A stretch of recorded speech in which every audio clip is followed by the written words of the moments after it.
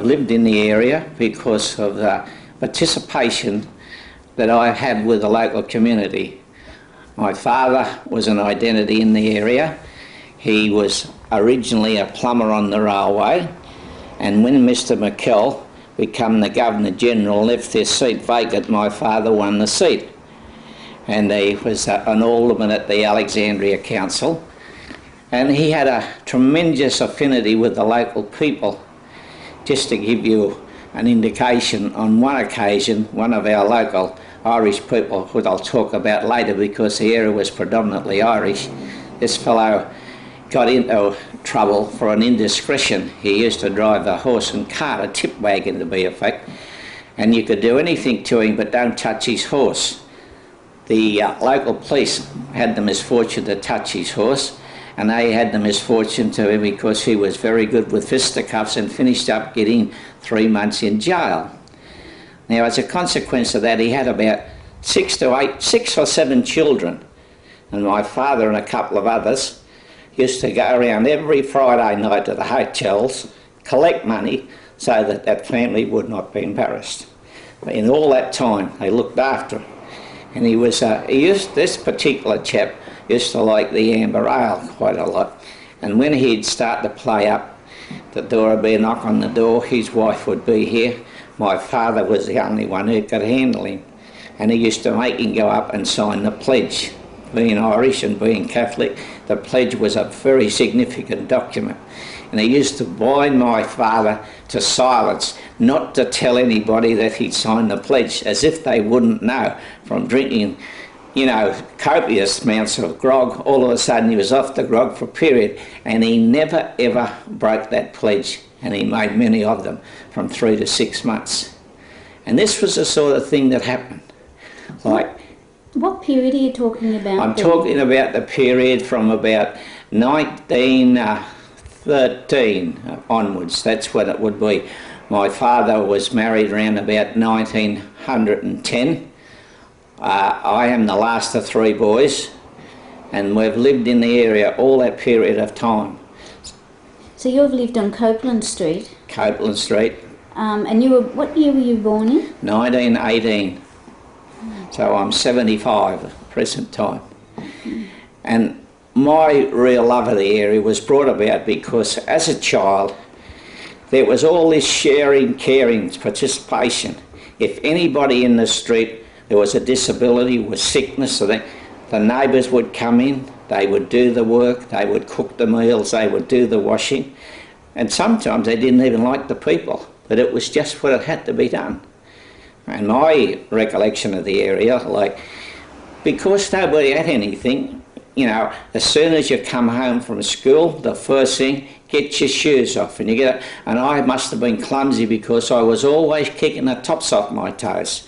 And these lovely Irish women, they were short, you know, short and dumpty with ample bosoms, and they would grab you up and rest you on there and talk to you and soothe all your cares away. And this is the sort of thing that happened with them. And it's always been thus.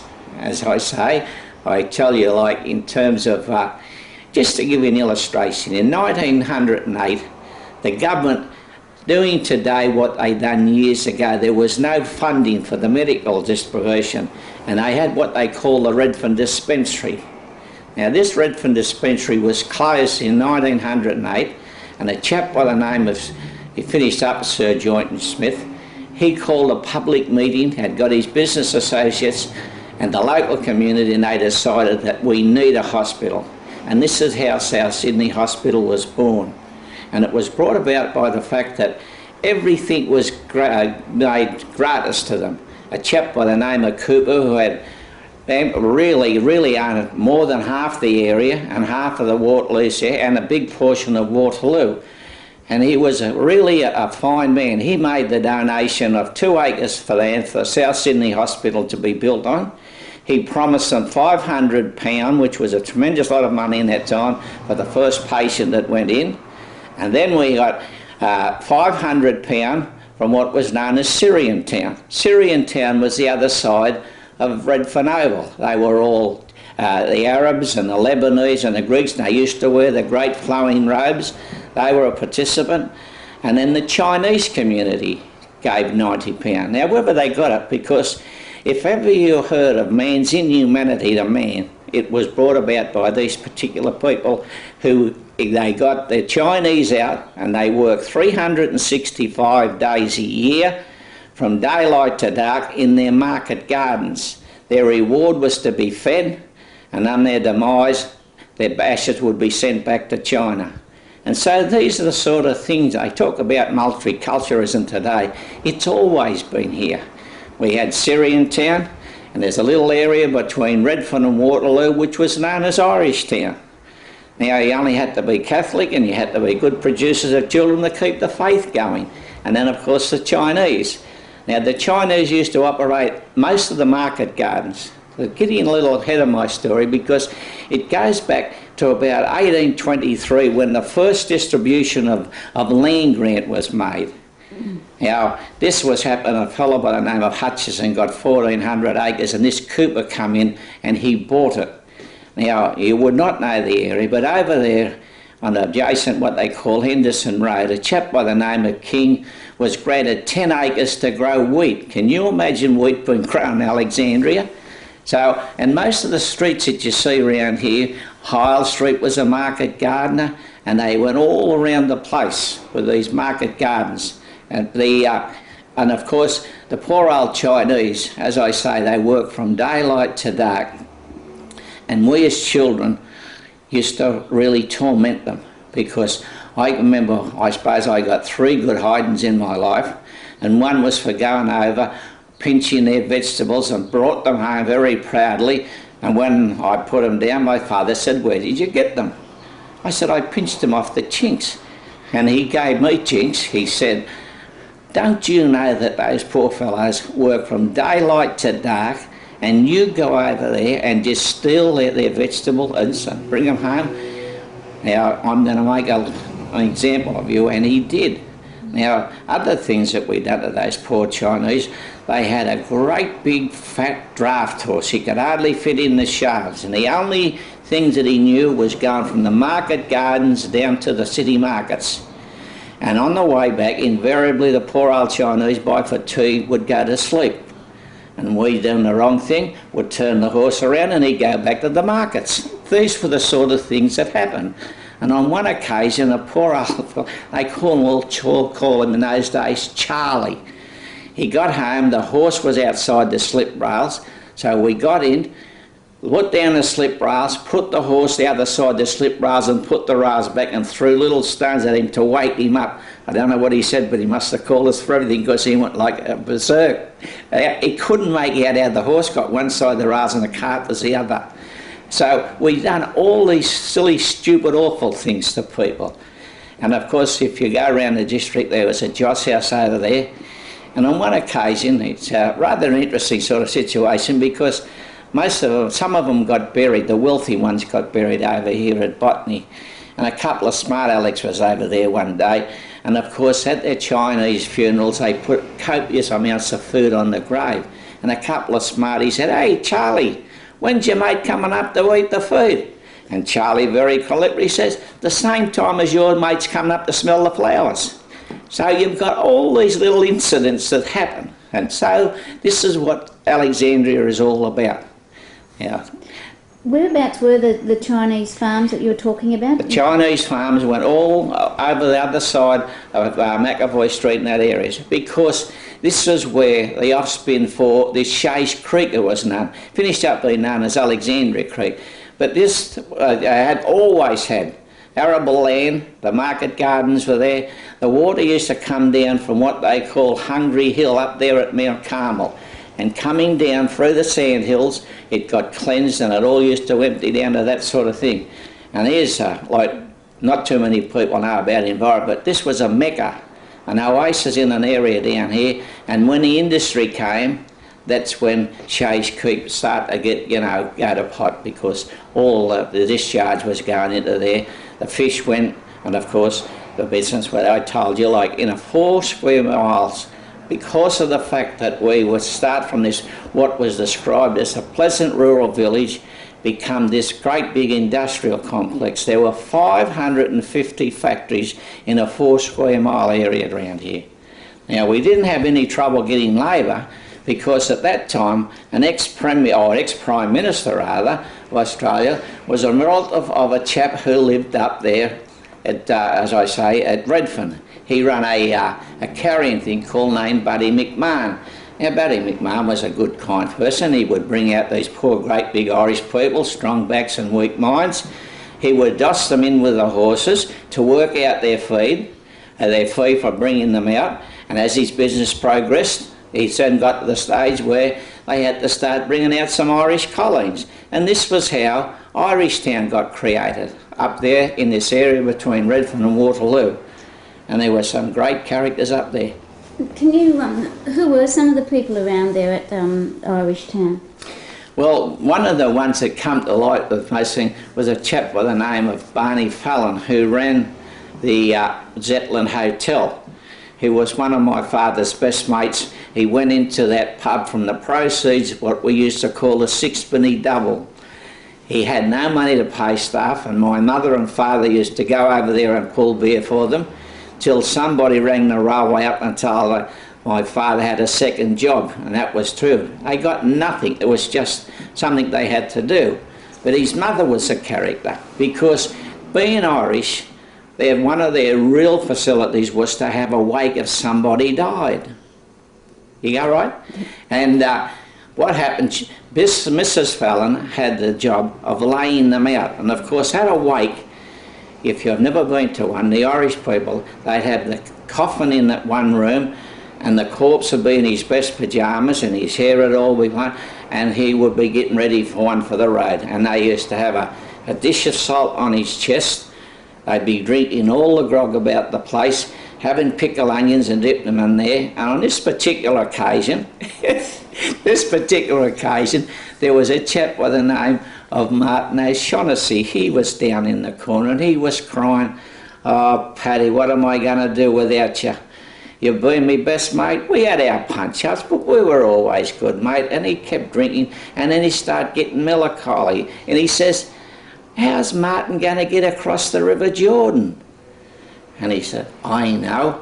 And it was in the era of depression. He got out 10 shillings and put it up in his pyjama pocket up here, which was a tremendous amount of money in those days. But Mrs. Fallon, times were tough. Mrs. Fallon seen where he put it. So at the appropriate time, she took the 10 shilling note out and put a note in, "I'll pay you when I get there, Mary Fallon." So you've got all this sort of situation. They're supposed to be stupid Irish, but this was the first part of the lay-by system. And were you there at that occasion? No, my dad was in this sort of thing. And he told you these stories? He told me about all these sort of things. The same as when the transport come here. We had what they call a famous line called the Bow Bells, from which there was horse-drawn buses. Now, he had a place around here, and you could go from Alexandria to Wynyard for twopence. And that one, for years, it was very successful. And just up there in Mitchell Road now, there's still the stables. They had 84 horses up there.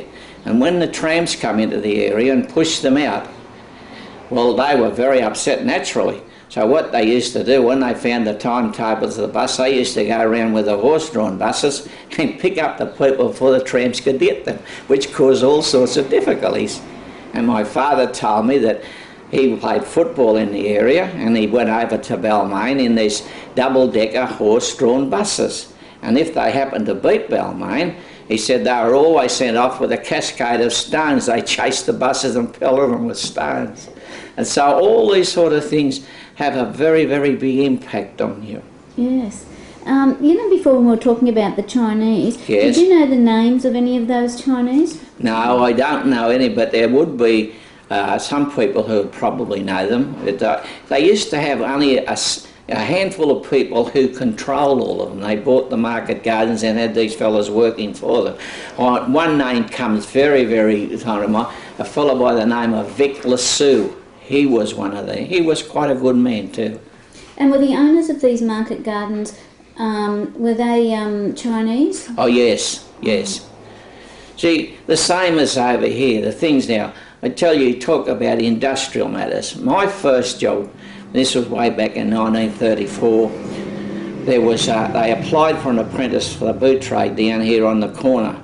So I went down, and there were 60 other kids there, all after one job. Fortunately for me, the local plumber was doing some work there, asked me what I was doing. I told him I was applying for the job. So he went inside, seen the proprietor, and they come out and they picked me. Well, it was great. The only problem was I was done up in my best. I had a 2 and 6penny pair of patent leather shoes that had cardboard soles on them. And everywhere that I walked in the place, the tacks were going through these cardboard soles. And I was jumping all over the place. And of course, being new and being Catholic, I never knew much about language, and they were using filthy language all the time. I used to put my hands over my ears so I wouldn't hear it. And then, of course, it got to the stage where I said one day, if my mother was down here, she'd wash your mouth out with soapy water. Well, you can imagine what they did to me after that. And then they start calling the Pope all sorts of names, and I wanted to fight everybody. And I couldn't beat Dad Drew. I was never any good fighting. How old were you then? I was 14. And this was all the sort of things that happened. And you talk about like industrial matter. This was a disgraceful sort of thing, because down here we had a lot of people coming from the outer suburbs, banks down Canterbury, that come down here. Now all the seniors got sacked at Christmas for 12 months and had to reapply for their job. And then during the day, if there were no orders, they'd have to come down and then they'd be sent home half a day. And when you're young, you get enthusiastic, and I learned to work 4 machines. So I found out what they were doing. They were sending these people home and putting me on them. I wasn't as fast as what they were, but I could do the job adequately. And so I realised what he was doing. So I used to say to them, take a part out of the machine, because all the machines in those days were on lease from what they call the British United Machinery Company. And they'd come out, and after a couple of times the mechanic would say, where is it? I said, what are you talking about? Where's the part you took out? He knew what was going on. But it was a very, very difficult period. Was that to slow it down? Couldn't operate the machine with a part out, you see. It was all that sort of thing. And the shoes you get today are not what we used to make. They were what they call Welsh shoes. You'd do the whole box and dice. They'd be stitched on sails, not on these stuck on things that are today. Mm. And when the people were sent home, they would be sent home without pay? Of course. They would pay if they worked an hour, they get paid for the hour, but the rest they wouldn't get paid for that. That's about 1932, this was. This was around about 1934 was when I started to work there, yeah. Was it unionised then, or? Everyone? Was there a union at that? Oh yes, there was a union, but it was always smart. You see, they'd get the unions down. Before the unions had come down, they would make arrangements for them to come down. Either they'd ring the union or the union would kill, and all the apprentices would have to go and do all the things that had to be done. They'd take them downstairs, give them a couple of grogs or something, then they'll come up and everything was okay. So there was never any real problem there. But that's what happened with me, was the fact that I found that what was happening, so I had an argument with the boss, which was very stupid, because the fact of the matter was that he come up and he started to stand over me. But we had an old fellow there that grew up with him, and I used to have a boy assisting me. He took the boy away to sit down and talk to him or give him a couple of boiled lollies. And I went down and got him and had an argument with him, and I called him an ignorant old boy. So he went down and seen his mate, the boss, and he come up to me and he wouldn't listen to me, so I called him an ignorant old boy, and as a consequence I was a radical. This is what I was supposed to be. And when I got in 21, they made sure they got rid of me, despite the fact they kept people on who weren't as proficient as what I was at that time. And I left and I got a job on the railway. And I was only on the railway a fortnight, and this was during the war period. They got a very big order for making the Air Force shoes, and they come up and asked me to go back. But I wasn't going back because it was, you know, the railway was infinitely better. And what was the name of that company, the shoe company? McEwen's. They were the original makers of the Dally M football boots and the Don Bradman cricket shoes.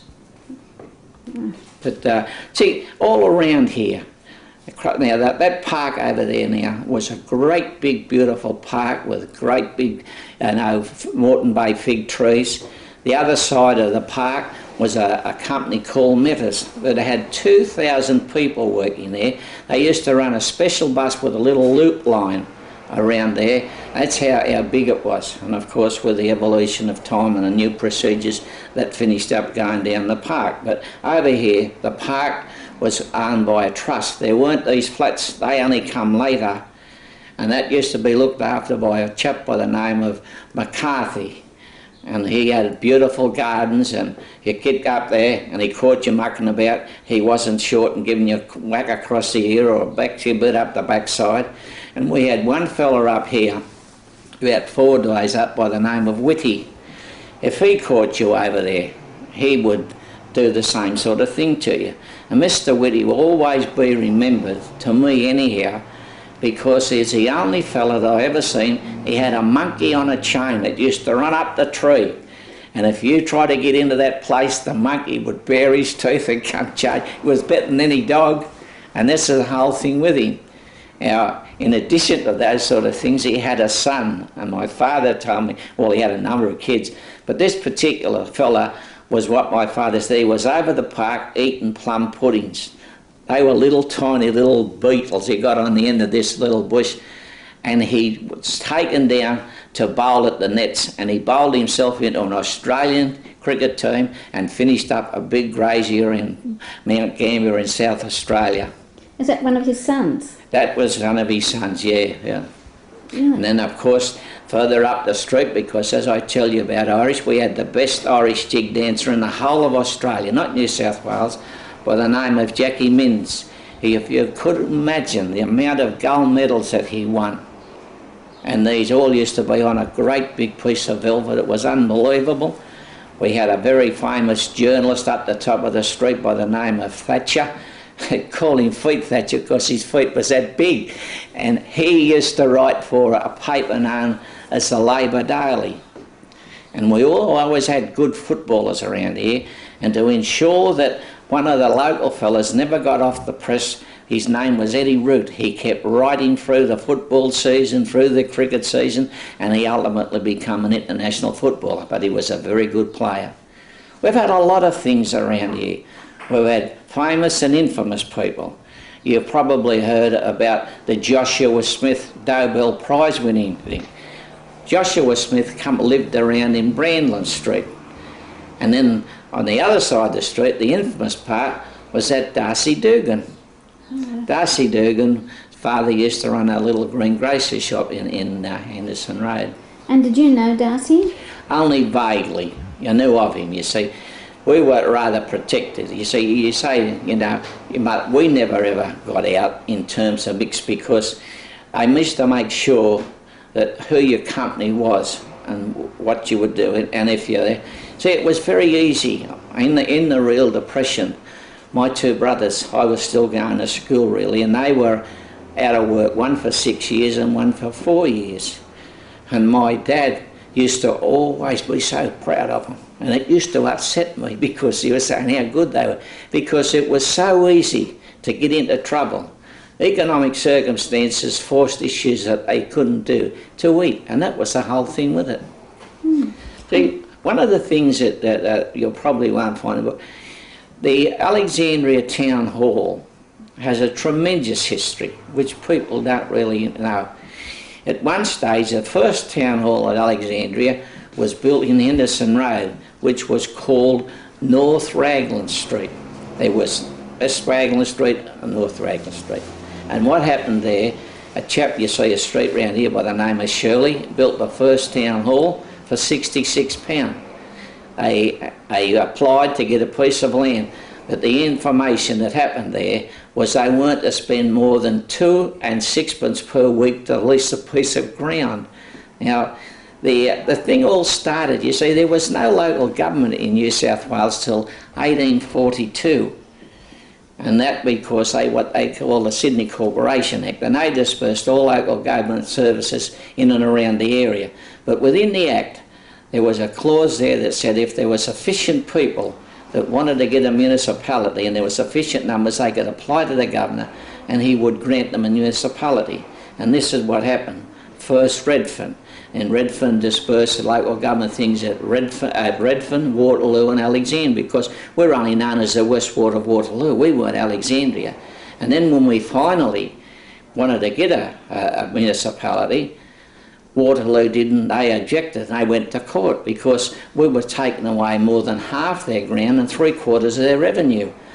And when it come to an election, they wouldn't give us the rolls, and so they again had problems. And all these sort of things that happen. You know, you mentioned before Joshua Smith. Yes. Did you know him? No, I only knew of him because he was around there in that time. I had an auntie lived opposite him. Now, going back to your childhood, what are your earliest memories? Say you were born in 1918. Yeah. So you could remember the mid-1920s. 1920s. And what are your earliest memories? Well, the thing was that it seemed to be because of the particular people being mostly of Irish extraction and one thing or another, you always had an affinity, you played with each other. There would be situations where every one of us participated in sport. And that's why I was never very good at school. I only wanted to play sport. You could play any of the 3 grades of football, rugby league, soccer, Australian rules. And everybody would play cricket. One street would play another street. And sometimes if the team that won batted in the morning wouldn't turn up in the afternoon, so you'd have a punch-up. Now, we never had any money over this park over here. The only money that we ever got as children was to get up in the early hours of the morning, go over the park chasing empty beer bottles, for which we got a halfpenny. But if there was only 1 beer bottle and 2 kids got there, whoever could fight the best got the bottle. And what's the name of that park there? That's Erskineville Park. It was run by a trust, but that oval wasn't always there. The other oval was right down on the other side of Ashmore Street. And so how old were you when you started playing? Well, doing these sort of things. I reckon from around about 7 onwards you went there. See, and all these sort of things all become a part of your life. Like, you know, everybody would, every Sunday, we'd come down here to Grandma and Abel and have a baked dinner. That was all part of the system. The other sort of the thing was, you know, we were never hungry. I wasn't, but there were a lot of people were in these areas, and that's where this community spirit became so good with each other and helping all the time. My wife's mother, every time that they had a baked meal, she'd cut off a meal to take down the street to a person who very rarely got a real good meal. And so all these things happen. and how is it that your family, did your father stay in work during the Depression? Yes, as I say, he was a plumber on the railway, and we were never hungry. The only thing that he ever suffered during the Depression period was he used to lose 1 week in 9, and other people lost a lot more than that. And before, earlier on, you mentioned that he got elected, was that to the state parliament? Yes, an interesting sort of situation, because when McKell got the Governor-General's job... What year were we talking about? Now, that would be, he was there, he died in 1949, that would be around about 1945. You see, my father, as I said, was his right-hand man down here. Everything around here, go and see Harry Noble. And he'd go and see McKell, and McKell would do what he wanted, sort of thing, what he could. He couldn't always be successful. And the most interesting thing that come about was that there were some rather dubious sort of people in a lot of people's minds who wanted McKell to do something, and he didn't do it. So they run a candidate against him. And what was it that they wanted him to do? There was one of their friends was in jail, and they wanted to get him into a prison farm, which was a lot easier for him. And McKell did nothing. So what they did, they got one of the local Irishmen, dressed him up, put a new suit on him, took him up to church every Sunday morning, paraded him in the people, and he cut McKell's margin nearly in half. So McKell panicked, and he rang my father. And he said, "Can you see them?"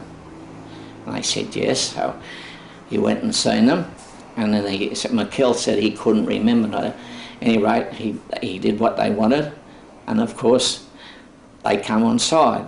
And when McKell went, most of these people, as I say, my father worked for him so long, he didn't want to leave the railway.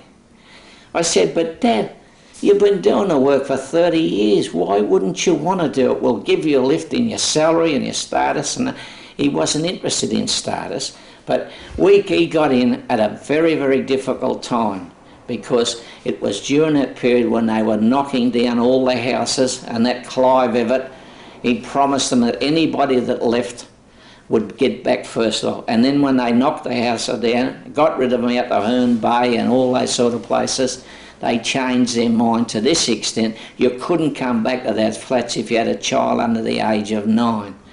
Well, this really upset everybody. And of course this went, well, we talked it over. At any rate, my father went at the last, but he resisted it right through. And it was an interesting sort of thing, because in the pre-selection ballot, you only had to win the pre-selection ballot and you were in. He only was about a fortnight before, when the pre-selection ballot was taken, the returning officer, for some inexplicable reason, says that in the event of a dead heat, the man with the most primary votes will be the winner. And my father and the subsequent fellow by the name of Fred Green done the dead heat. I'm sorry, I've forgotten what we were talking about. Oh, I've lost this off myself too now. Where do I put that on? Yes, we were talking about the fact that my father and this Fred Green, run a dead heat in that sort of pre-selection ballot. And that's how my father... But my father was too fair dinkum. It wouldn't matter. Did he lose then, did he? No, he didn't lose. He died, because he died after 2.5 years. And he was too fair dinkum, because the things that he wasn't successful with him used to worry him. He could be 98%, but the two things that didn't want. And in politics, you always get your most difficult jobs from your so-called friends. And if you aren't successful, they say you aren't trying. And of course, what was happening with all these people, I remember one piece at the back here, there was a 2-story place. And one person was in it, and the owner wanted to get them out because their daughter was getting married. So they were both friends of my father, and they come round here. He was a local politician, and they wanted him, one to get him out and one to stop them getting him out. So we suggested, have you ever thought, because it's a 2-story place, you might divide it into 2 flats? So he finished up satisfying both people. And this is what happened with him. So he won that pre-selection? He won the pre-selection, and he was only there for 2.5 years, and he died. Did he have a heart attack? Well, it must have been, because I like to have a punt, and I was at work, and he rang me at work. He said, I'll ring you in the morning. He said, and I think I've got a good thing for you. And they pulled me out of bed the next morning at 4 o'clock to tell me he was dead. He was playing cards with his friends, and he got some sort of attack, and he even walked from the car into the casualty, but they come out 5 minutes later, he was dead.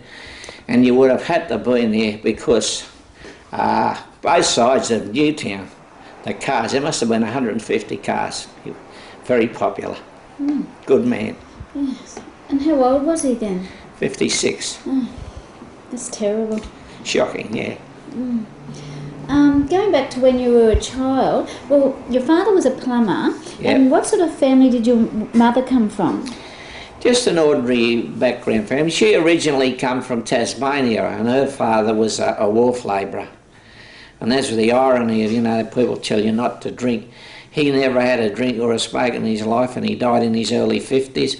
Grandfather Noble never had a stinking old pipe out of his mouth, and lived till he was 82, just went to bed and passed away. It was an interesting situation with my grandfather, because he come from England, in a place called Halifax, and I believe it's the Black Hole of Calcutta. When I was over there, I made inquiry. I said, don't go up there. And he was an engineer. As a matter of fact, there was something in the boat, in the paper the other day. He was an engineer on that Grey Cliff, but not when the accident happened, prior to that. And he was a strange little bloke. I don't know how many fights I had with him, because he had a little bowler hat, and he'd never go out here without a tie, and the kids used to sling off at him. They couldn't do that to my grandfather. And so, What did they say to him? oh, you know, he used to sing, "Adja badger, where'd you get that stick, silly old bowler hat?" You know, and of course, he never ever swore. The worst words he ever said was "blasted." And when he come out, he finally was an engineer on a boat going up the rivers, and he was up at McKell River. That's where my grandmother come from. And he was an excellent pianist, and he used to be very popular to go around and play for the people. And so that's the way that went from there. My father was an only child. And when did the family, the Noble family, settle in Copeland Street? 1908. And so you've got all these stories from your father and your grandfather. Most of them, but a lot of the background, the history of this, because I was at a meeting around here. You may know, they've got a welfare centre around here named after me, and over the road you see my father's got a reserve, the Cliff Noble Activity Centre, and it was that sort of a situation with it, you know. So I've been lucky, because with very limited ability, you see, when I got the run as an alderman, that was an interesting sort of situation, because in Labor politics it's a pretty diabolical game. You've got to know how to fight. And I didn't know how to fight initially, and they were having troubles because some of the people that were working for me, they said they were going to work vote up the ticket. Instead of working from the top to the bottom, they're going to work up. And I was on the bottom of the ticket. And I got out the powers of and they said, forget about it. Well, the next time it come around, I got a position on the ticket where I could win. I was number 3 or number 4, you could win 4. And then I went down to the council, and I was down there in 1959 is when I first went there. And the second period, around about 1964, I became the Deputy Lord Mayor of Sydney. And then during that period, later on in the year, Jensen had an extensive tour overseas, and then I got a projection from there. And luckily, because the projection was that there became a vacancy on the milk board, or a consumer's representative. And I was at work one day, and the Minister for Agriculture rang me up, and he says, "Could you come down to Parliament House?" I said yes. So I thought he wanted to know about the domain bars. They were doing some work on the domain bars down there. And I rang up the council. I wanted all the information, so they went down. And when I went to Parliament House, there's this fella emptying now. He only had one leg. He's walking down the stairs with his crutch, and he said, "I've done something without your approval. I hope that you'll be happy with it." So I said, "What's that, Mr. Minister?" He said, "I've nominated you as a consumer's representative on the milk board. I hope you'll take it." So I thought, well, it's got to be better than being a clerk on the railway. And so I accepted, and my salary went from that to that, which was... So he said, "Would you like to ring your wife?" So I rang up my wife, and she says, "Oh, you're not the greatest job, I suppose." I said, "No, you can give up work." She said, "You're kidding." And that's how that sort of thing happened. And that's how I was lucky. Now, there was some great hullabaloo, because there was no doubt it was job for the boys. And when I accepted it, I come home and I started to think, I said, that chairman of the milk board might want me. So I went down and seen him. I said, "Well, Mr. Ferguson, I don't know whether you know or not, but I've been appointed as a consumer's rep on the milk board. You mightn't like to work with me." And I said, "You got any objections?" He said, "Well, not really. This might alleviate you." So he pulled out the drawer, and there was his application to the minister to appoint me. And that's how it come about. So it was rather an interesting sort of situation. He said, "The reason I did it was because I have a great aversion to lots of for public servants." He said, "My philosophy with public servants is to always have them on tap but never on top." And that's how I became. So, and I was only down there 3 months, and the government changed from Labor to Liberal. And the new minister rang my boss up. I got a phone call here one Sunday. He said, "They're going to get rid of you." And he said, "You better come in early in the morning." So I went in, and he said, "They're trying to get rid of you because you're only supposed to have the unexpired term of my predecessor, which was 3 months. And he said, that's not true. You've got an appointment, it's in the Government Gazette for 7 years. So if they've got to put you out, they've got to pay you £35,000. I said, it's all the money in the world. So they didn't do it. But I knew I couldn't get in the superannuation fund, so I went and I took out my own superannuation. And then when I get in near the end of my term, the term was for 7 years, and it was a, you know, a terrific sort of thing. So near the term, I thought, oh, I'm gone this time. You know, the new government had changed over, and I'm at the races one day, and Bob Askin says to me, Cliff, can I see you? I said, yes, Mr. Premier. He said, I thought you'd like to know I've signed another agreement for another 7-year term for you. So obviously I'd done something right. Oh, that's so surprising, isn't it? Well, it was surprising. It was surprising because, you know, why people might cast aspersions on Askin, not to me, because, you know, it was a tremendous thing, but that's the way that it went. Mm. Okay, well, let's go back to the 1920s. Yeah. Who were your friends?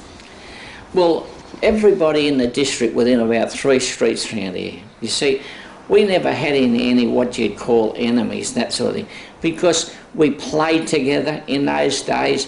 You'd have all sorts of games. You'd have what we call releasing. We'd pick sides, and some would scatter everywhere, and you'd give them 5 minutes start, and then you'd chase after them and grab them and bring them back and put them in a circle. And then so other kids would come in and release them. So if you weren't there, they'd get out. And then, of course, you played a game called Cocky Lorum. Cocky Lorum was a situation where you again picked sides, and it would have one fella who'd be the anchor man up against the wall, and you'd have about 6 to 8 kids, all with their heads tucked down, and you'd go down the back, and you has to jump on them, and if they collapsed down underneath your weight, they'd be a weekie. And so this is the sort of thing that went on.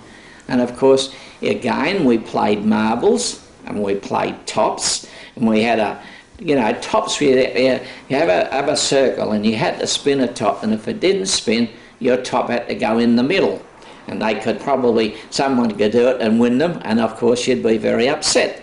And then we had another sort of a very silly game called Tippany. Tippany was, you'd get a piece of stick and you'd sharpen both ends of the stick, and then you'd have another stick and you'd hit it, and when it'd go up in the air, you'd whack it and see us, and you'd be doing this all around the streets. There was nothing to it at all, but it was just something to occupy yourself. What did you do with it? Just a little thick stick, and that's pointed in, and you'd hit it, and when it'd go up in the air, you'd whack it with this thing, and then you'd chase it up and keep chasing it all the way along the line. We used to race what we call boats in the gutter. When it rained, there'd always be a stream of thing coming around, and you'd get a little piece of stick, and we'd race boats down to the gutters. And that's one thing again which I should tell you about. Most interesting thing was in 1892 there was a tremendous depression around here, and the council was operative then. And from all these streams I was telling you about, the water going down to Shays Creek, they got the unemployed to build what they call canals. Now that took all the stormwater around here. A lot of kids got drowned and, you know, in all sorts of trouble. And then as the time progressed, they used to race boats down there. And this was they'd bet on them, and depending on the volume of the water and the width of the stream, they'd have either 6 or 8 boats. And they'd give all various prices of them, you know, and people have their pennies and threepence on whatever it might be. Adults and kids? Oh, mostly adults, not the kids. The kids come into it later for the simple reason, you know, on the side there'd be a lot of green moss and that sort of thing. And the bookmakers used to say to the kids, if the favourite's in front, if you fall in the stream, there's threepence in it for you. So you'd fall in the stream, and the boat was leading to get washed on the side, and they would lose their money. And of course we'd get the threepence, and away you'd go, because threepence was a fortune. And again, well, I've just got to go somewhere up here. Yeah. Just clip it. There we are. And of course, what happened there was a granddaddy of all fights at that particular time, because the people from Newtown used to run it, and the people from Alexandria weren't very impressed with that, so there's only one way that they could, you know, get charge of it, and so there was a big punch-up. And then they'd play 2 up and all that sort of thing over there. So there was a punch-up between the people from Alexandria. Yeah, play from Newtown. Yeah, oh yes, that was on, you know. Did you see that? Oh yes, I've seen several times. And it used to be a grandstand view because there was a big water pipe went right across. We used to sit up there and watch it. We would never get involved because we're too young. The only thing that we ever got is when we fell in the stream was a big kick up the pants or a whack across the ear from the people with the boats that went up on the side. Gosh. Can you name, like say, some of the people that were involved in that? Could you know the names of the local characters? No, I wouldn't know them now because it's a long time ago. It's a hell of a long time ago. Okay. Well, what about the names of the kids that you used to do the boat races with and play with? What were the names of some of your Well, mates? as I say, there was this Jackie Menz. I always felt sorry for him because he used to have to go to school and he was that good. He used to have to teach Irish dancing and his mother was a bit of a tyrant with him, and one thing we thought she was. And then there was a chap at the back by the name of Crane, who at one time was a deputy town clerk of Alexandria Council. We grew up. And this Billy Timms was a nephew of the Billy Timms was a nephew of the Whitties. He became a draftsman, and we were always pretty good, and good friends, that sort of thing. But a lot of people we wouldn't do because, see, years ago, unless you were prepared to do some silly things like, break windows or they used to have the glasses for the lights in the street. Kids used to get a fiendish delight out of doing that, and of course. In the real bad times of the Depression, they only ever used gas around here, and you had gas meters, and you had a penny in the slot or a shilling in the slot. And if people seen the people going out and they thought there was an opportunity, they'd get a tin opener, and they would open up the things and they would knock the money off. So in the area there was a bit of petty crime. But economic circumstance, I didn't call it crime because I believe that, circumstances force people to do things that they normally wouldn't do. It's just like policies. I used to be in a position when I was on the milk board, we used to be part of making a policy. Now, policies are made at particular times to meet a need at that time, and that you shouldn't be stuck with them forever. Now, I firmly believe that if you're going to make a policy that's going to interfere with the lives and the livelihoods of people, you should go and tell them the reasons for it. Now, we used to do that by going out to the farmers, and it was very difficult to please farmers because unless you gave them what they want, you were always wrong. We never done anything for them, we only done things to them. But I adopted an attitude with them that sometimes the sourest medicine affects the greatest cure. So you tell them the nasty things, they want to kill you and all that sort of thing, but then later on they realise that what you're trying to do is for their advantage. And that's the whole thing with them. Now, what I used to do as a consumer's representative, I had 3 million bosses in New South Wales. I've been called every kind of illegitimate there ever was because I wouldn't always agree with what they wanted to do. And of course, everybody likes to hear things pleasing to their ears. Now, I used to tell them, if I was talking to a group of farmers, I said, look, I can stand up here tonight and I can tell you all the things that you want to hear, but they won't be truthful. In a month's time, you'll realise what a villain I was because you'll suffer the consequences. You having trouble? Okay. What I wanted to ask, we're talking about the kids in the neighbourhood and the people that you knew. Much earlier, you mentioned the McMahons who had the stables. Now, did you know Billy McMahon? I believe he... No, he was on the opposite side. We only knew of him as a treasurer, and he was a very good treasurer too, despite what people think, because he was a subject of a lot of ridicule because of his appearance and one thing and another. But that did not, I don't think affected his ability to do the job properly. Did you know him as a kid? No, he didn't live around here. Only Buddy McMahon, his uncle, was up there. It was in And did you know him? No, he was a much older vintage than me. But why I knew about him, because I went to the brothers' school up there at Redfern, and his stables were just opposite where we were. What was the name of that school you went to? The Patrician Brothers Redfern. And tell me about that school. Well, it was an interesting thing. I started up here at the convent, up here in Erskineville Road there. What's it called? At St Mary's, Erskineville. So I went there, and I can remember my first day when I went there, very resplendent, and I can always remember Sister Augusta saying, "Was your brother named Philip Noble?" And I very proudly said yes. She said he was a monster, and she never ever got off my back. In those days, the nuns used to have a great strap around them to get reach the, and she wasn't adverse to using it. So she made my life rather difficult. And I can always remember I was appalled. I was having difficulties doing long divisions of money. And they got a lay teacher come along and spent more time than she should have with me, but she taught me what to do. And I did it. And very proudly she gave me some exercises to do, and I took them over, and she looked at it and she threw it at me. I said, "What's the matter?" She said, "You haven't put the pound, shillings and pence sign on top of them." So I answered the door one day, and the brother said to me, he come down, he said, "How about coming up to the Patrician Brothers at Redfern?" I said, "No, I'm happy up here," because to me the nuns were the quintessence of everything that was good.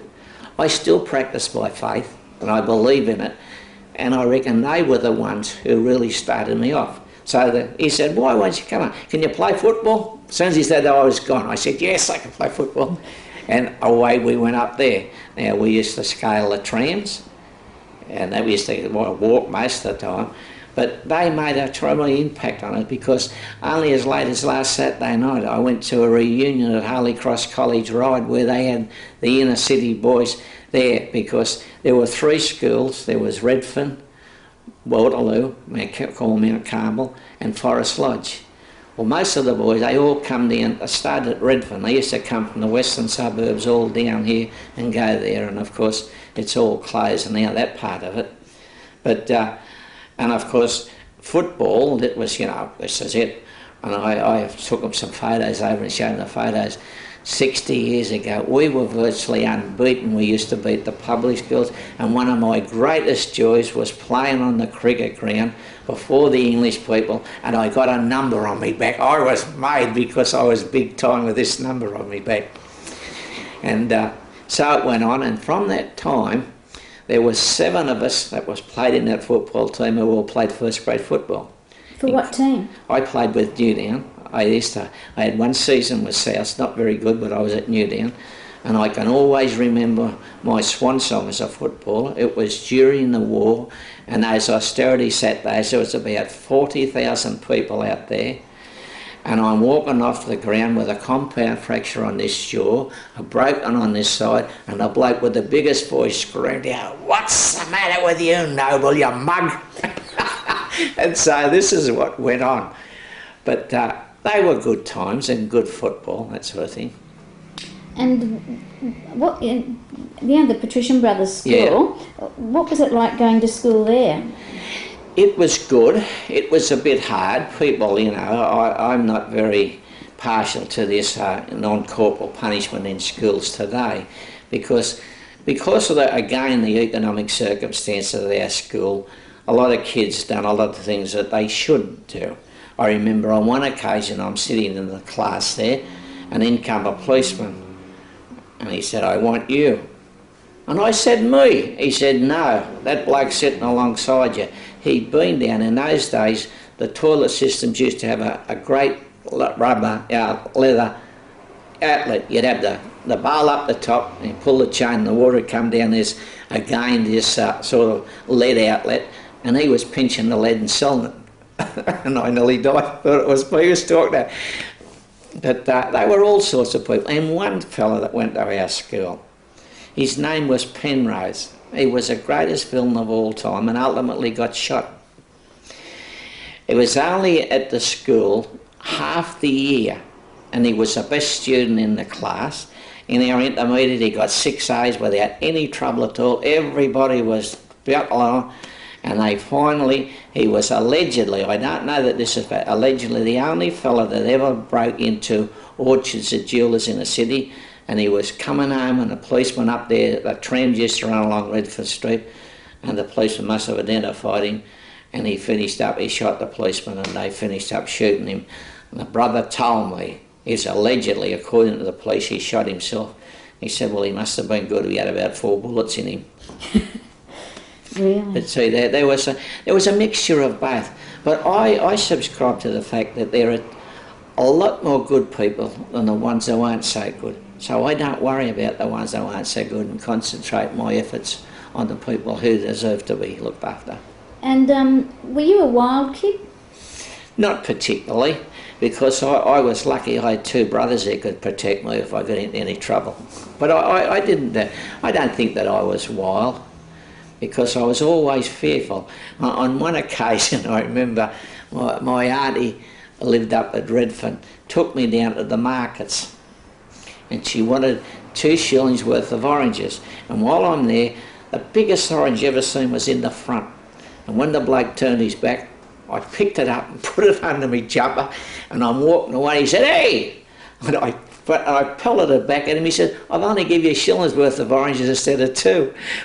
When I got back to my auntie, I was deathly white, and she said, "What's the matter? You sick?" I said, "Sick from fear." And that's what went on. So I learned, there's a couple of things I learned in life that, you know, stealing's no good. And I've never had a draw of a cigarette in my life, and the reasons why, and I've never had a drink in my life, you know, despite the fact I played football, and I was always popular because I could drive them home and that sort of thing. And I got more abuse from barmaids because I wouldn't have a man's drink and all that sort of silly bit. But the smoking bit, they used to have a factory down here in Newton Street called Manly Ferrari, and they used to make cane perambulators, and they used to have little offcuts of cane which they threw over into the paddock. And us boys, I was about 9 I think, we went down to have a big go at the smoking business. The first 2 kids that lit up, one went green and got very sick, the other bloke got yellow and got very sick, and me being a coward, I said, not bloody likely. I never had a draw of a cigarette since. Were they smoking the cane? Smoking the cane, because they used to smoke anything. Yeah. Tea leaves and all those kids and that sort of thing. But it just never appealed to them. I thought it was the most stupid exercise I've ever seen in my life, smoking. What did kids do in the Depression? Well, did you in the Depression sort of have to do things to help supplement the family's income? No, I didn't, but we used to all have little jobs like running, taking the orders from the butcher around to people and that sort of thing. You get 6pence. My mainstay of 6pence a week was my grandmother, who was very sick for years, and I can always remember in that front room she had all holes in her legs. She had dropsy, and they used to drill little holes and all used to be weeping all the time. So I used to get 6pence a week for running her messages, which was big time. You could get in the pictures and all that sort of thing. But it was just something that you took for granted, you know. And the basic thing is you were never jealous of anybody because you're all in the same boat. And did you go to the pictures? What did you do with the 6pence? Yeah. Up at the 6pence, you'd pay 3pence in, and then you'd have 3pence worth of lollies, and lots of time you'd have the things, that little round balls that you'd let them run down their thing and upset. And of course the pictures in those days, they used to have a person playing the piano all the time, and you know, the dreary dramatic scenes that all this crescendo would get up, and so it went on. It wasn't silent movies, was it? Most of the time, yeah. Oh, of course, and when the talkies come in, they come in around about 1928, 29. That was fantastic. And same with the wireless. We used to have what they call a crystal set. And used to have these little ears. And of course, we only had one set of earphones. And of course, 3 boys all tried to get a go at these sort of things. They were pushing and shoving and all that sort of business. But no, I would say I've been terribly lucky in my life. Let me tell you this, as I say, with very little ability. I've had 2 trips around the world. One, I took a delegation from the City Council around the world. The second, I went to an international milk conference over in Austria. And these are the sort of things, and while they're good to see, it's lovely to be home. But I've learned in life that if you want to get something, you've got to impose something on people. You've got to do it by going and fronting up and explaining to them, because whether we admit it or not, we're all creatures of habit. And unless you explain it to them, you'll have a corollary of 4 things: fear, suspicion, prejudice, rejection, and that's how they come in all this order. So it mightn't be as nice as what you want, but you've got to be prepared to do those sort of things. It was very, so you keep following back. When I got the job, you know, there was quite a hullabaloo because top public servants wanted the job and my boss didn't want public servants. People in the Labor Party weren't very happy. I remember the secretary of the Labor Party saying to me, "That's the best bloody kept secret." I said, "It was a secret for me because I never had a clue what it was all about." And they get very, very jealous about these sort of things. And when I got the job, there was quite a hullabaloo in the paper about the fact that, you know, jobs for the boys. And someone was maligning me. What does he know about production and distribution of milk? And poor old Rex Jackson, who's had all sorts of trouble, Rex got up, he said he knows all about the stuff. He drinks the bloody stuff. That's how he knows all about it. And so it went on. And these are the sort of things that happen with you. Yes. Yeah, so. You know how before, this is just going back, Yeah. being back, you know how you talked about the Syrian area? Yes. Where was that? We didn't say where that was. That was on the other side of Redfern Oval. You know, down there, I think this down there, what they call, there's Chalmers Street and there's Elizabeth Street. Right down the back there, probably be what they call Elizabeth Street. And we used to go down there and cause all sorts of mayhem by ridiculing them, and sometimes they'd pull out a big knife. When you seen the knife, you were wham and away you went for your life. And what did you say to them? We used to think, "What are you wearing a dress for?" Because we couldn't understand all this sort of things that went on. And it was very interesting too, because I remember when I was the alderman from Redfern constituency got ill. And I said, "Well, look, I'll do your interviews for you." And I went up and I set myself up there. And a fella come in one night and he says, "I believe that you've opposed the granting of an application for me to set up a factory." I said, "That's right." He said, "Why?" I said, "Well, I think there's sufficient factories in the area that's, you know, getting all this rag trade, because all those Syrians and that were all rag trade business." He said, "Well, I made this application at the request of the alderman who was here, should be here tonight." I said, "Well, I didn't know that." So I went and seen him. So I then said, well, got to talk. I said, "You go back and appeal against the decision and then I will get up and speak for you." And then lo and behold, he pops up and he said, "I went to school with you." I said, "Well, I don't ever remember you," because he was like younger than I was. And we got very good friends, you know. And it was an interesting exercise because in that time, Nick Shahady was around, you know, Sir Nicholas. And in the Lebanese community, a handful of people control a lot of it. So they had their meeting and one fellow got up and says, "We're going to..." Stop. What were we talking Yeah, about the election, when these the Lebanese had met and they said they were going to support Shahady. And this friend said to me, he said, "No, we're not, we're supporting Noble." They said, "All right, we'll support Noble 1 and Shahady 2. And that's how, you know, I never had any trouble at all getting back into this sort of thing. But it's an interesting, people are very critical of local government, but they do more to develop areas than anybody, and particularly this area around here. It was unbelievable. Because, you see, one of the things, when they started in 1868, now they had people who had never had a clue what they had to do. The roads up here, the main roads were just sand tracks and impassable in the wet weather, dust bowls in the dry weather, and so they had to get themselves all re-educated about what had to be done. Now, there was a toll road up here in Bitchell Road, there was a toll road in Botany Road, and there was a toll road in Henderson Road. Henderson Road is a very interesting thing because, and most of those aldermen, one of them had 34 and a half years service in the council, as much as 25 years, 15 years, and so it went on. And right opposite Alexandria School, where there's a local pub there now called the Balaclava, that was known as Jesson Village.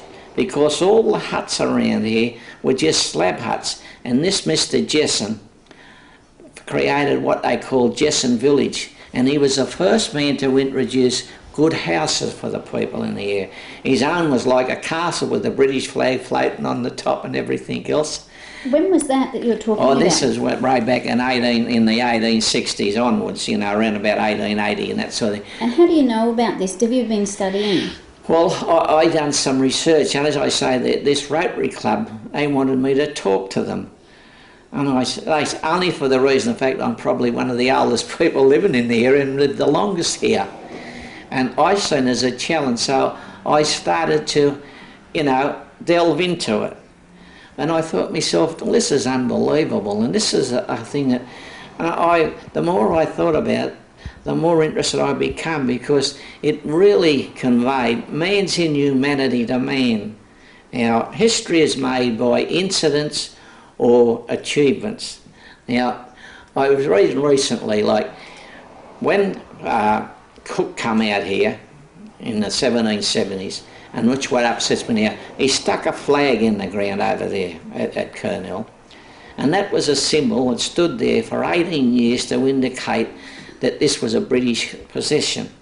And he only beat Arose, Captain Arose, a Frenchman, by a fortnight. Otherwise, a fortnight we would have been French. So when Philip come out here, and when he's made this awful statement about desolation, he's only there a couple of days, and he come down through and got into the heads. And the whole perspective changed. So when they first come out here, it was Banks who seen the potential for Australia, and what the incident that created and advanced our population, or our, you know, inhabitation by 50 years, was when the Americans threw the tea in the Boston Harbour. They had to find places to put them, and Banks come up and said Australia. But do you know what they did with those poor people that was coming out to be our inhabitants? They were loaded on ships in January and were down in the holds of the ships from January to May. Never got to see the sunlight in there. Okay. And this is what goes on. Yeah. Okay, that's good. I mean, you've done quite a lot of work, haven't you? Yeah, yes. Because it becomes very interesting. Yes. I want to get back to Nick Shahady. Did you know him as a kid?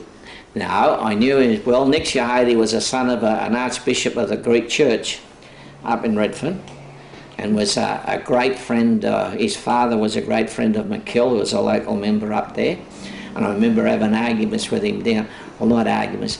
He was a great big giant. I said, you've got to learn to fight. You're too easy. You can't have these blokes having a go at you, you know, you want to do the nice thing. Who's this, Nick? I said to Nick, because I liked him. And his wife was a doctor, Mari, a very nice person. And the thing, he did learn to fight. And so it went on. But I said, your father be turning his grave that you're an anti-Labor bloke now, because his father was a great supporter of the Labor Party. Mm. Okay, now let's get back to the childhood. What sort of a neighbourhood was it here? Well, it's a very poor neighbourhood, as I told you earlier. Like, nobody had anything, but that was the whole thing. Now, for instance, just give you an example, that if somebody died around here, you'd answer, knock at the door. No one could ever afford to buy a wreath. They'd come around and collect pennies and halfpennies and threepence to buy a wreath, just to make sure that they were part of that particular thing. And this is why I say, like, if you were sick, they'd come down, they'd do the work for the people, and away you'd go, because you never knew when it was your turn. Mm-hmm. But it was a poor neighbourhood. Now, as I told you, I was the last of 3 boys. Everything that I got was hand-me-downs. My little short pants were more patches than what they were pants. And then if they were too big, the stock answer was, well, you'll grow into them. And these are the sort of things that happen. Did your mother work? No, that was all taboo in those days. Can you describe your mother's day at home? What you can remember? Well, first of all, she had to get up around about 6, and she'd prepare the breakfast so that my father would get his first, and he would go off to work, and then she'd have to get us up, make sure that you washed yourself and cleaned your teeth and had your breakfast, and away you went to school. Was it a cooked breakfast? Oh, very rarely. No, very rarely. You only, got Evening meal was the only time you ever got to cook breakfast. Well, the only time I'll cook the meal. But for instance, now everybody has cereals and things. We would have bread and milk. They would chop up clunks of bread and they'd put warm milk over the top of it. Then you'd have a bit of toast. And sometimes you might get an egg, sometimes. And you'd use treacle in those days, or jam on your toast. But lots of times you never used butter and treacle or butter and jam. You had one or the other. What about the evening meal? What was that like? Well, the evening meal was the usual sort of thing. It would probably be meat and vegetables, and probably most of the time would be a custard, like a tapioca custard or a rice custard, and so it went on. And sometimes you would have fruit salad and stuff like that. The high days and those sort of things was Easter and Christmas time, where you'd have chook and pork. But the other time was the cheaper cuts of meat. Like lamb chops or... Oh yeah, or sausages, anything. So, and I can remember when maybe if my mother would run out and come up, like, she used to prepare a thing called dry ash. People wouldn't know. Dry ash consisted of buying a bit of cooked corned beef and the thing, mashed potatoes, put it all up, plonk. And then when they wanted to fill you up, they would make what they called dumplings. Dumplings was a concoction made out of flour and water with treacle over the top of it. And when it hit you and got down in your stomach, it'd be there for 2 days digesting, so you were always full. Mm. And your home life, what was that like? How did your parents get on? Well, they got on reasonably well. I think that they married very young. That was one of the big problems of that sort of thing. And of course, it's like everything else, familiarity breeds contempt, I think, over a period of time. And they done all right up to a point, I guess. And towards you, would you say that were they warm towards you? Well, I was in an interesting situation. When my brother was born, my first brother, my grandmother took absolute control of him, much to the disgust of my mother. They never ever got on.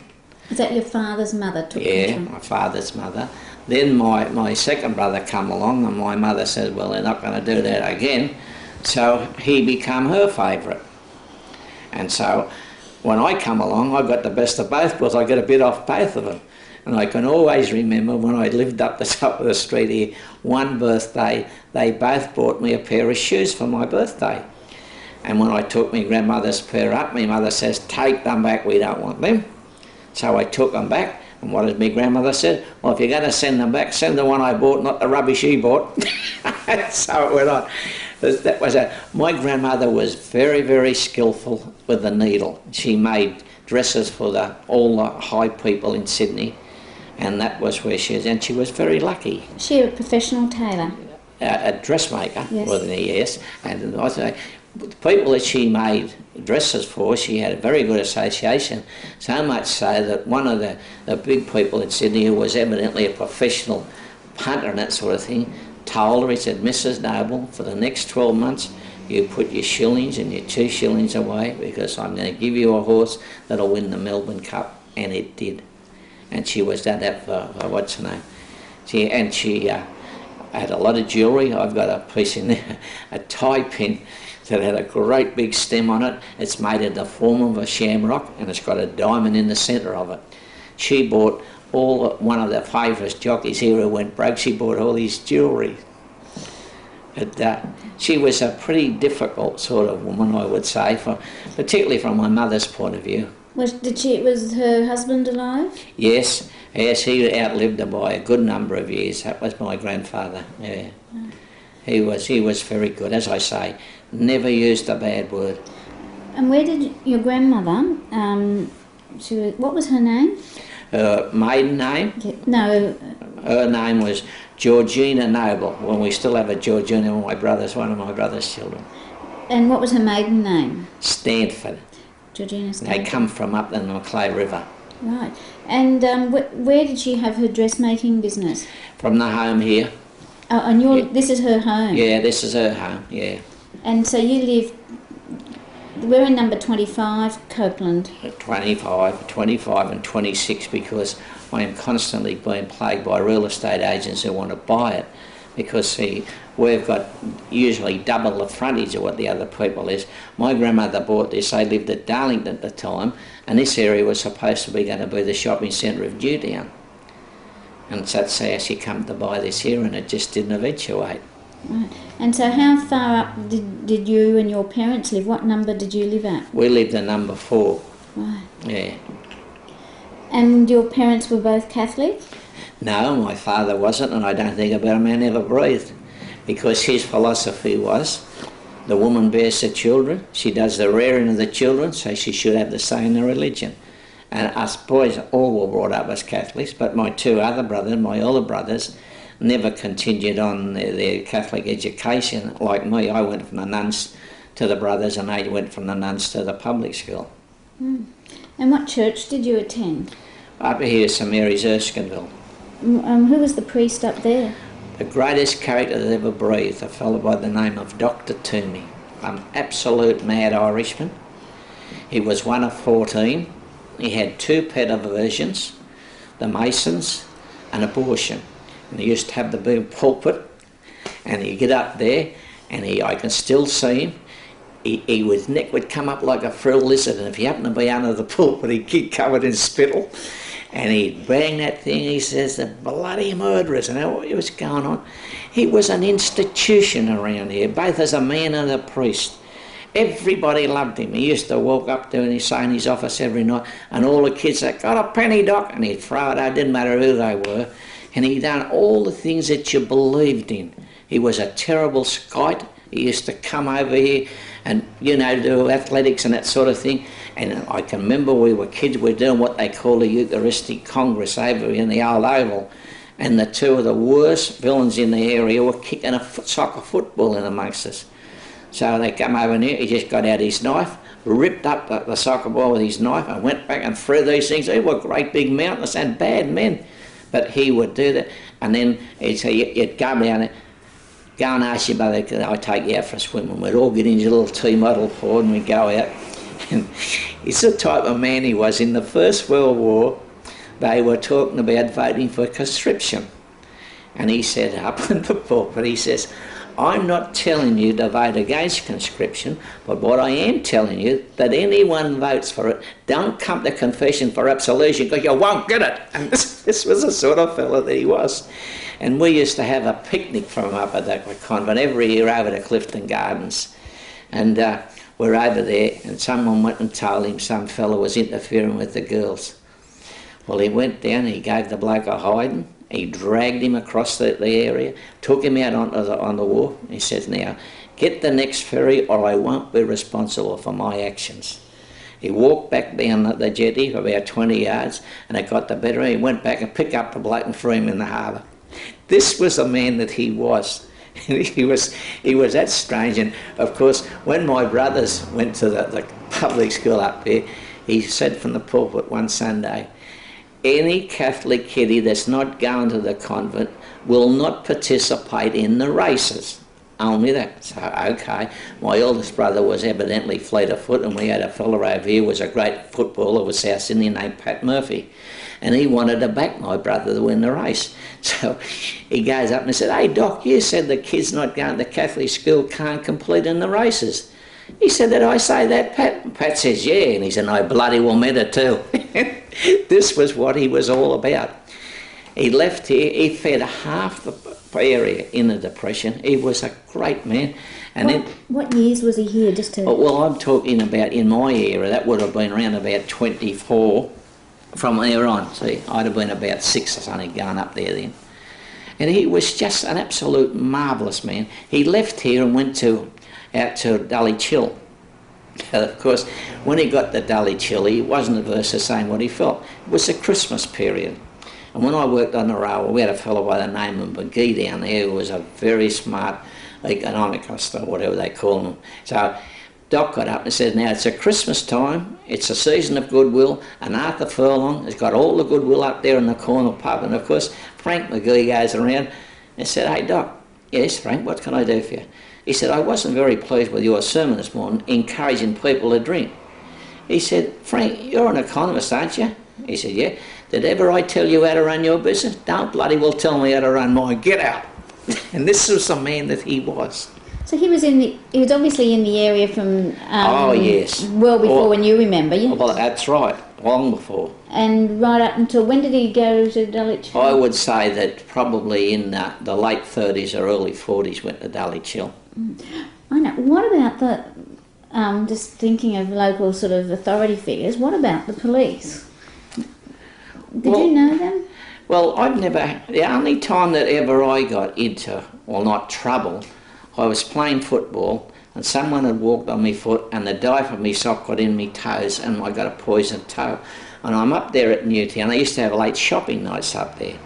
And I'm talking to a couple of fellas and they just walked away. And I thought, what the hell's going on here?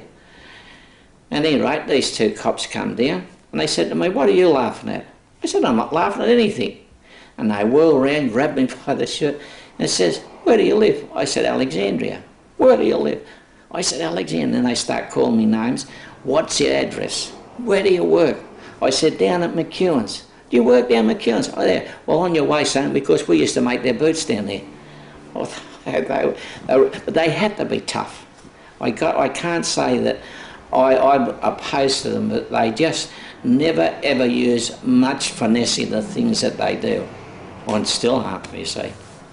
And can you remember any stories or, like you personally mightn't have had any trouble, but, or even good things about them?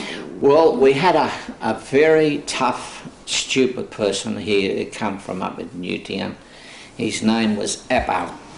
Leo, I don't know Leo, but he's Appo. And from the time that he was about 12, he used to frequent the billiard parlours and pools, whatever they call them. And at that stage, he was very good. And at the age of 12, he got in an argument and he tipped the billiard card, they got a heavy end and a skinny end. He whacked the bloke on the head with it. And that was his first start off. Well, then he become an absolute madman. He would, if you was up the pub having a drink, he'd think nothing of grabbing you and throwing you out, would try and pick it up. So he had a fight with a chap named Casey, and Casey was able to beat him. And then for the next month, he's sitting outside of his place waiting for him to come out so he could continue on with the fight. And he finally ran into poor old Casey who had a broken arm. He said, I can't fight you, I've got a broken arm. He says, good, and he's into him. And then a chap I went to school with by the name of Jackie Crimmins. He was a pretty good street fighter and what have you. And this Appo picked him one day. He said, how good are you, Jack? He said, I don't know. There's only one way to find out, isn't there? So they went out, he said, and they had a fight. And he said, he was giving me some, and he said, he rushed me, and we fell over backwards, and his nose and his mouth hit the gutter, and he said, you have never seen so much blood in all your life, and still want to continue with the fight. So there's a classic example of no brain, no pain. A bad man. But there weren't... Why was it that there seemed to be so much fighting? Well, it was just a manifestation, I suppose, of manhood. They'd get drunk. And just another thing about him, I had a cousin that was in the police force. He was 6'4". I used to about as far as his navel. And we become a policeman up there. And we used to have a cop around here by the name of Long Tack Sam. You probably heard about Long Tack Sam. He was a very courageous bloke. Now, every Saturday afternoon up there at Erskineville, there'd be a fight or something. And most of the police used to walk down. When they seen the fight, they'd turn back and go up, but not him. He went right down and he started to clean them up. Well, evidently this Appo was playing up, and my cousin was working with this Long Tack Sam up at Newtown. And as soon as he seen him, he took off, and Long Tack Sam says, keep running, Jack, I only want an excuse to shoot you. And he said he stopped there like a sphinx. You couldn't have shifted him with a crane. But these are the sort of things, they're all parts of characters of people. And ultimately he got into trouble, Long Tack Sam himself. When you think back about those days, say in the 20s and 30s, is it a positive sort of feel? Well, I think it was. And I think it was, see, today I have an aversion when I see people taking kids to school in cars. Now, I know there might be some reason for it, but to me, the only chance you've got to develop your own character is to get out of that cocoon of protection within your home. You've got to mix with other people. You've got to understand what's going on.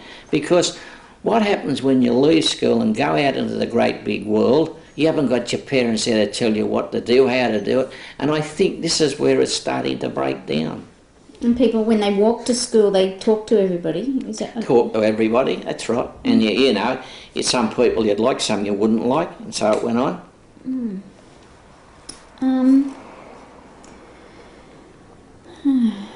I'm just thinking, who are your immediate neighbours in this area here?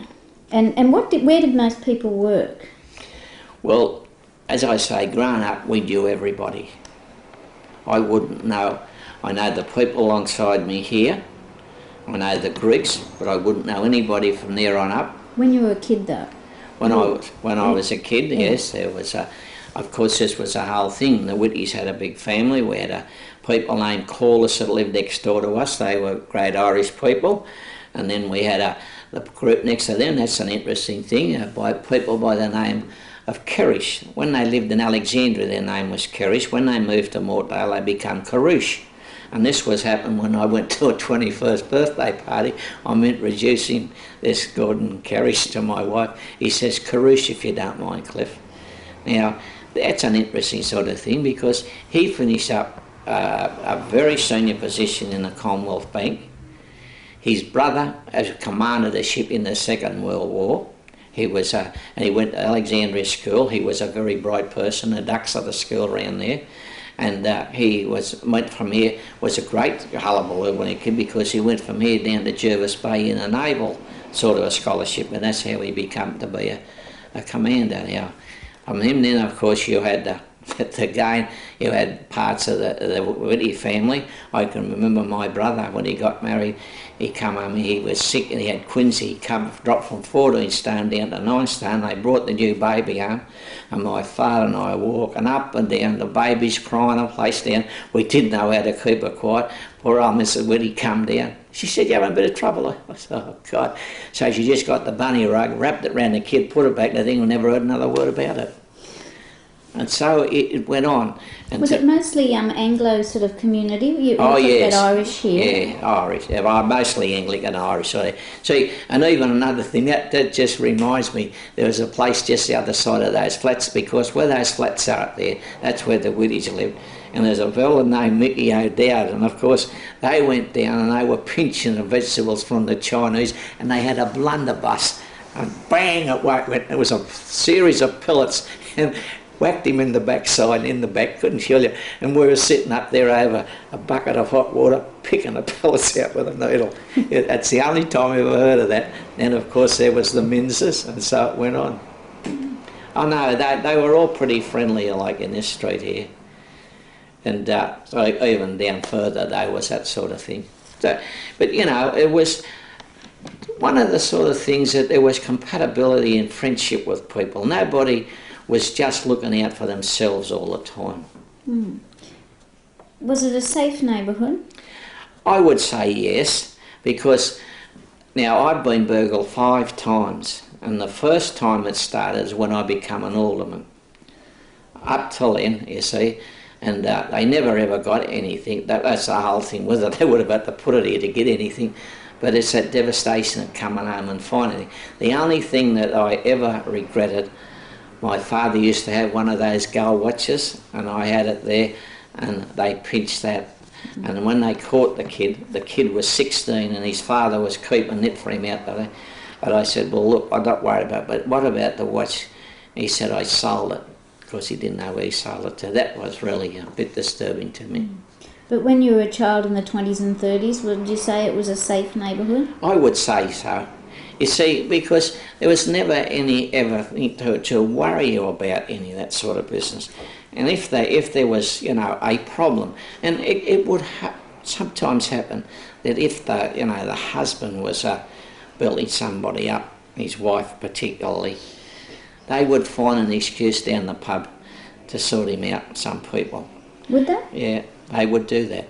How do you know that? Because I know that's what would do. They would pick a fight over some inconsequential thing and let him have a go. It's the same as, I just tell you this story, you probably might think this is not true, but Mrs.